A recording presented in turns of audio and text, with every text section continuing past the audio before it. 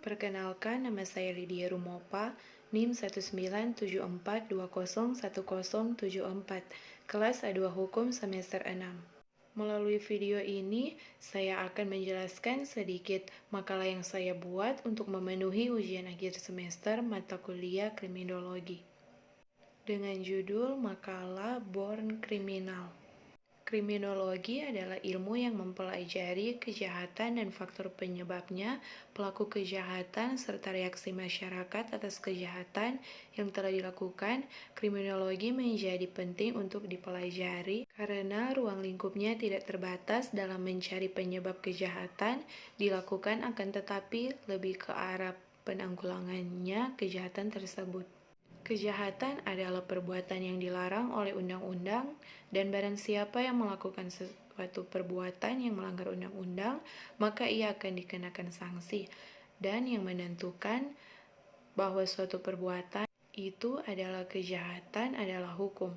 Semakin berkembangnya ilmu pengetahuan dan teknologi memberikan pengaruh terhadap kehidupan masyarakat yang memberikan dampak positif dan negatif, semakin meratanya pembangunan, hingga kemudahan dalam melakukan komunikasi merupakan suatu dampak positif dari perkembangan ilmu pengetahuan dan teknologi tersebut. Di sisi lain, meningkatnya kejahatan tidak dipungkiri merupakan dampak negatif dari perkembangan dunia.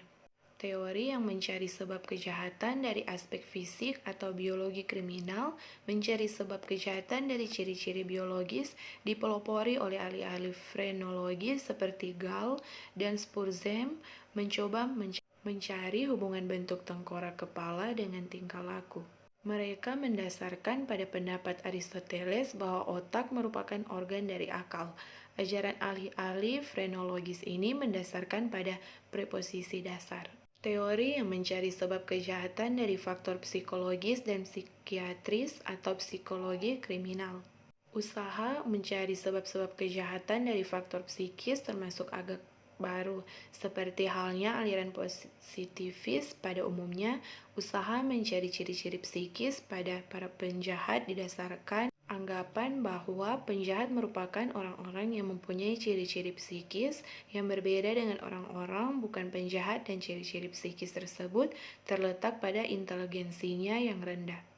Teori yang mencari sebab kejahatan dari faktor sosio-kultural atau sosiologi kriminal. Objek utama sosiologi kriminal adalah yang pertama mempelajari hubungan antara masyarakat dengan anggotanya, antara kelompok baik karena hubungan tempat maupun etnis dengan anggotanya, antar kelompok dengan kelompok, sepanjang hubungan tersebut dapat menimbulkan kejahatan.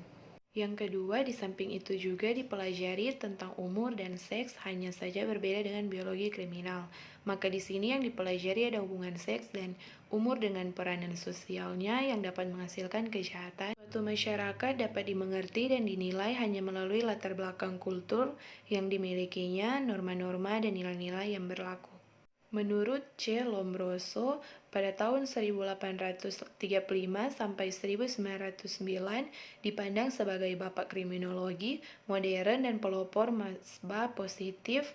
Ajaran Lombroso sekarang hanya berarti bagi sejarah perkembangan kriminologi. Demikian sedikit presentasi dari saya. Terima kasih. Melalui video ini, saya mau mengajak kepada teman-teman yang baru lulus SMA atau SMK untuk bergabung bersama kami di Universitas Pembangunan Indonesia Manado, terlebih bergabung bersama kami Fakultas Hukum UNPI Manado.